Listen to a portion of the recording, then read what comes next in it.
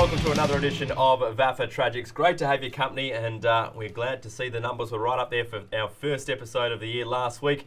We've got a great panel ahead again this week, and it's Nick Armistead, the media manager at the VAFA. Good, Andrew. Yeah, thanks for having me. Oh, good to have you on board. Good to have you on board. Brenton Mann. Always a pleasure, Andrew. Always a pleasure.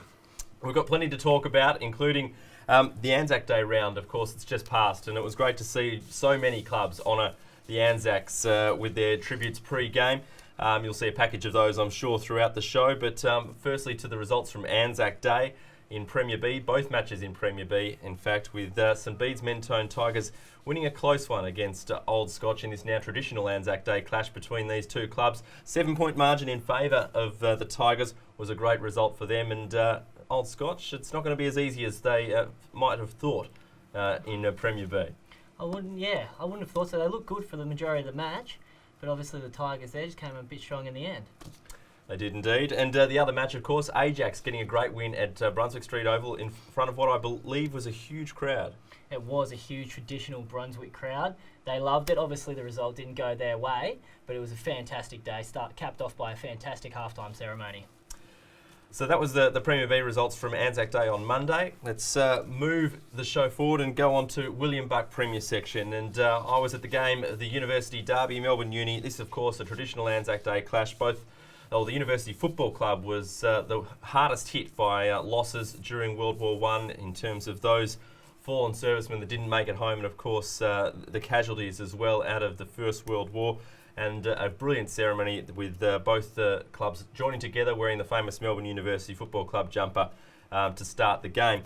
The game was one of the closest games we've seen between these two sides for a couple of seasons. Normally we've seen blowouts, and whilst the final margin pushed out to 4 goals in the end, it was really tight up until the last stages of the final quarter, with Blacks pushing hard all the way.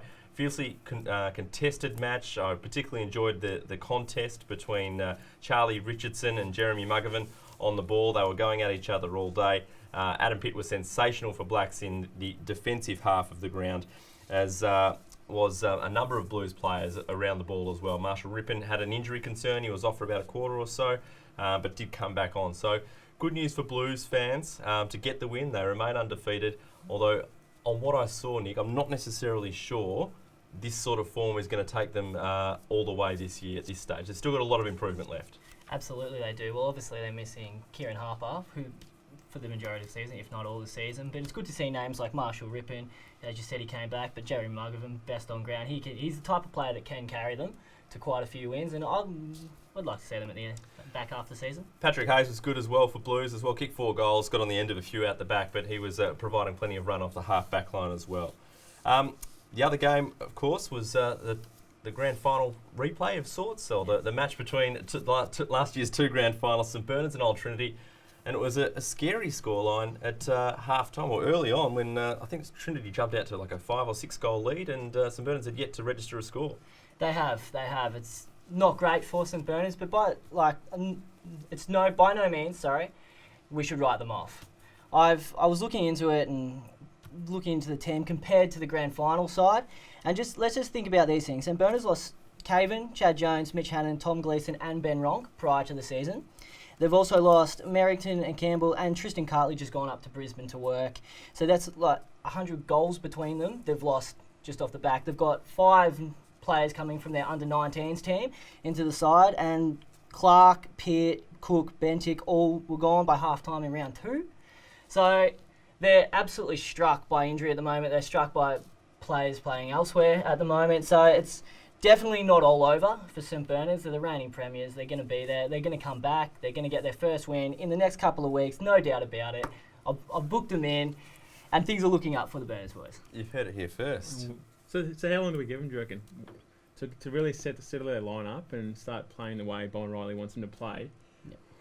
Well, you hit halfway mark, and you wouldn't want to be behind the 8 ball more than 4 and 5. So they've got a lot of work to do. They do. And 0 and 3. So what? 4 and 5 by halfway, I think, would be a very good result. Yep.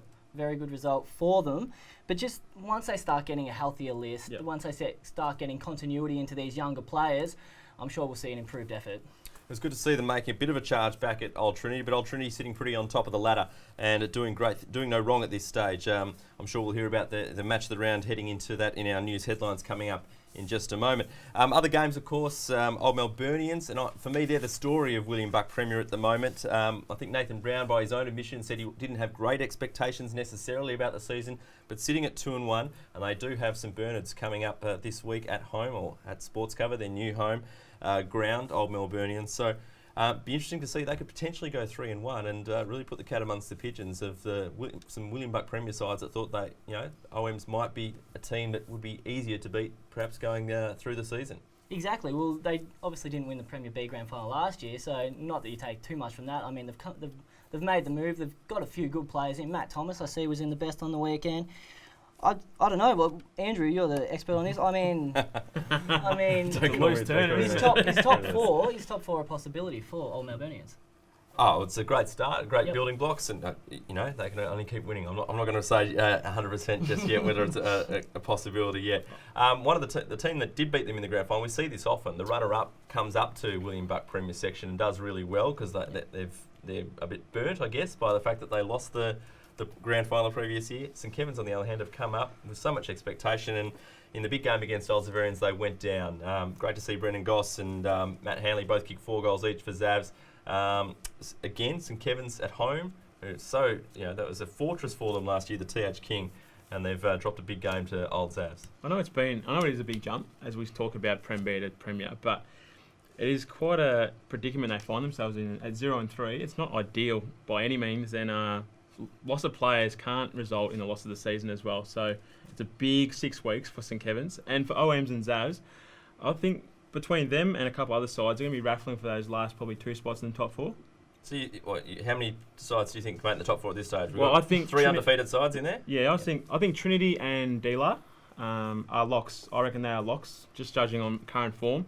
Uni Blues still have a little bit of work to do. As you said, they didn't play their best footy on the weekend, but they got over the line. And I think Zavs, Melburnians, and probably Blues, they're going to raffle probably the last few spots in the top 4. Yeah, it's interesting. It's certainly not over. We know. I think up until round 16, 17 last year, if you were 6th or 7th, you could still make the top 4. So we know it's the beauty of the William Buck Premier and indeed all VAFA sections is you've got the chance to make the top 4 right up to the end of the season, particularly with sides trying to avoid relegation. De La Salle, the other undefeated side, beat Collegians at Waverley Park. Pickett getting 5 goals there. Tom Humphrey amongst the best. Great to see him back to some great form in William Buck Premier. We'll take a break. We'll be back with more right after this. You're watching VAFA Tragics. Anytime is the right time to get fit at Anytime Fitness. Access over 400 gyms across the country 24/7 and discover why more Australians train at Anytime Fitness than any other gym. Go online and register now for your free 7-day pass and feel something better. Welcome back to VAFA Tragics. It's time now to check in with the VAFA news headlines. Here he is, Nick Armistead. Thank you, Andrew. 2015 Premier C Zachariah medalist Carl Groth will return to Old Ivanhoe this week after spending the last 2 weeks on the sideline for taking 2-week penalty for forceful front-on contact. Old Ivanhoe have escaped with 2 close wins during Groth's spell on the sidelines and will welcome the star midfielder back to the fold when they take on Mazenod, who are also currently undefeated. The Inter FM match of the round will be Old Trinity versus De La Salle this week, with the team travelling down to Daly Oval for what is set up as a classic between the 2 form sides of William Buck Premier. And in a good news story, Sam Buckley and Richard Willingham played their 150th game together for Fitzroy Reserves on the weekend after they started in the very first game with Fitzroy Juniors way back in 1993. Great mates and sensational people. I caught up with the boys last week, and here's what they had to say about their very rare but incredible milestone. Yeah, it's pretty special. I hate to use the word fairly unique, but it's unique for 2 blokes who haven't played a lot of senior footy. Let's be honest, played a lot of reserves footy, but that's what the Amos is about. Blokes having a crack and playing footy. We love it, and I love the club. And as you said, we both started playing footy together in 1993. And sort of became pretty good mates again. We didn't go to high school or anything together, but we sort of became really good mates back in under-19s and reserves. Yeah, back in about 2003, 2004. So we both probably should be playing our 250th, given how long we've been here. But we both lived overseas, travelled. I've coached. He lived in Canberra, so it's really not for me. I've come back for one last game and I wouldn't be doing it if it wasn't to play 150 with him. It might be a little bit self-indulgent playing one game. I'm going to have to probably drop someone tonight for myself. So I'm waiting for a knife to come flying towards me from the boys. But yeah, it's a nice feeling. Looks like a fantastic story there, Nick. Stay tuned for VAFA Media throughout the week. I'm sure that story will be played in full. Absolutely. On to Premier B, the rest of the Premier B results, and Beaumaris remain the only undefeated side on top of the table. Brenton, you had a bit of a look at this one with Old Haileybury. I did have a bit of a look, and it was an absolute classic, especially in the last quarter, how Old Haileybury really came at the Sharks, and it was a blistering display led by Corey Connolly and Pete Shalakis. I think that's how you pronounce his name, Peter Shalakis. Shalakis sounds pretty good to me. And Old Haileybury really continued to impress, but they just could not eat into the margin. And it was Bowie undefeated, 22-point winners, and they just continue to impress in Prem B. I see Stephen Milne kicked 4, backed up his 6 from last week. Yes, it's always handy when AFL players come back to the VAFA. They just tend to stand out as well. Great win for the Vultures as well in Premier B as they defeated Monash Blues. Good to see Parkdale putting their best foot forward in that section after just hanging on last year. Really excited about what the Vultures have to offer. In Premier C, 3 sides remain undefeated at this stage, with Peninsula, Old Ivanhoe and Mazenod all on 3 wins, whilst conversely at the other end of the table, Ormond, Oakley and unbelievably Marcelin are yet to register a win in Premier C. Marcelin, possibly the big news story, of course, the last few years have been trying to make it through and get promoted back to Premier B. They went out again straight sets last year, as they had done a couple of seasons in a row. Perhaps a changing of the guard at Marcelin after being thereabouts the last couple of years. Yeah, I think a lot of the pre-season chatter for Marcelin was they lost a lot of experience, and they're obviously bringing a bit of youth through, which I think we can all see in the early stages of the season. But as you never do, 3 rounds in, you wouldn't rule anyone out. Brenton, you're going to run the rule over the divisions for us. What news do you have from division football? Well, we started last week. We'll start again. Old Mentonians just continue to impress. That is 3 100-plus point wins in the first 3 rounds. Incredible. They beat Old Parade, who were the Div 2 premiers last year, by 140 points. Now that's 152-point win, 116-point win, and 140-point win to start the season. Our mates Darcy Brown has kicked 14 goals. Luke Hull has kicked 16, and Dustin Mills has kicked 13 majors for the year. Who's the big dog? Who's the big dog in that forward line? Well, I guess you'd call Luke Hull the big dog, but I'm not too sure. I haven't really wandered down to many Old Mentonians games, but they are flying in an attacking juggernaut.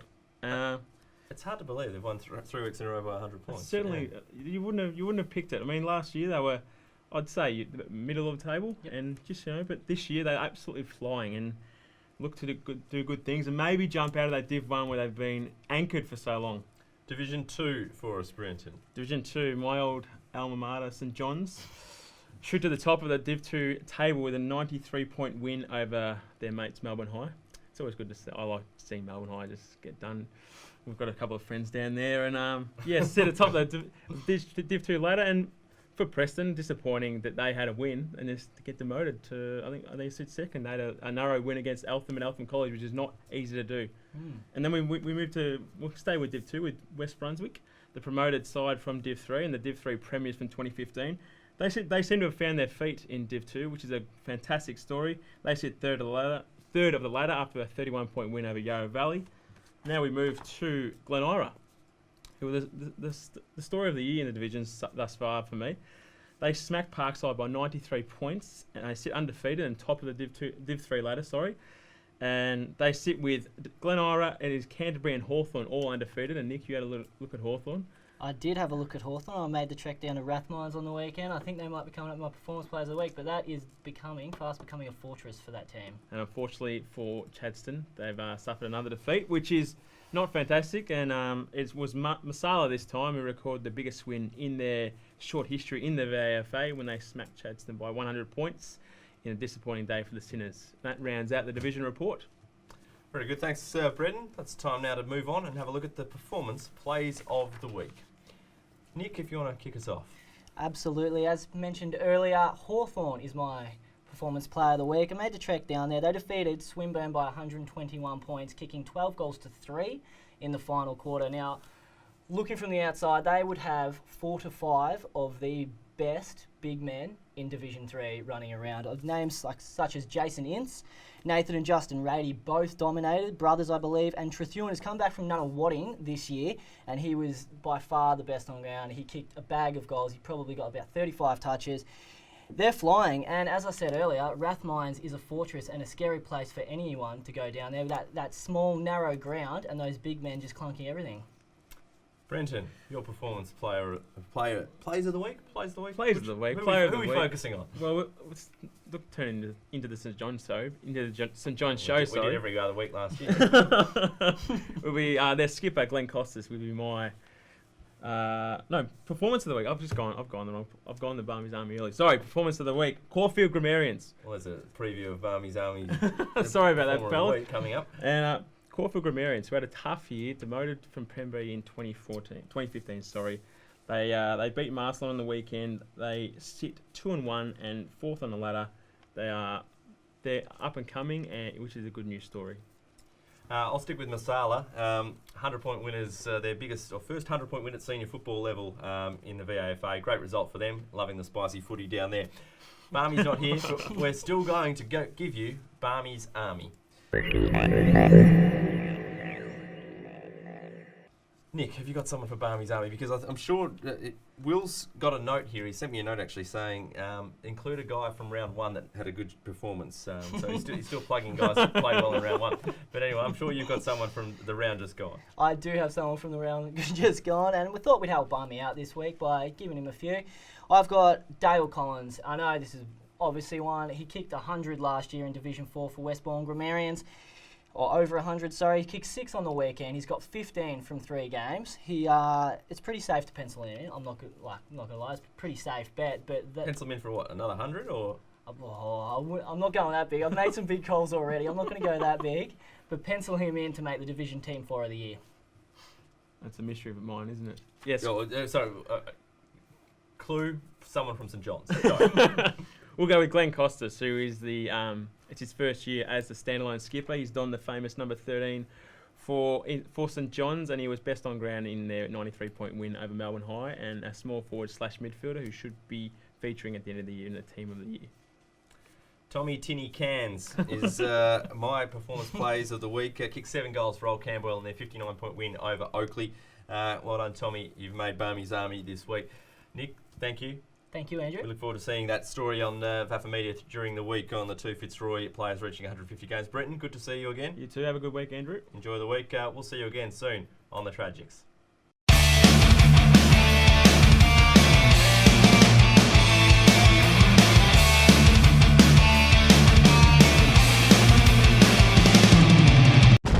VAFA TV at vafatv.com.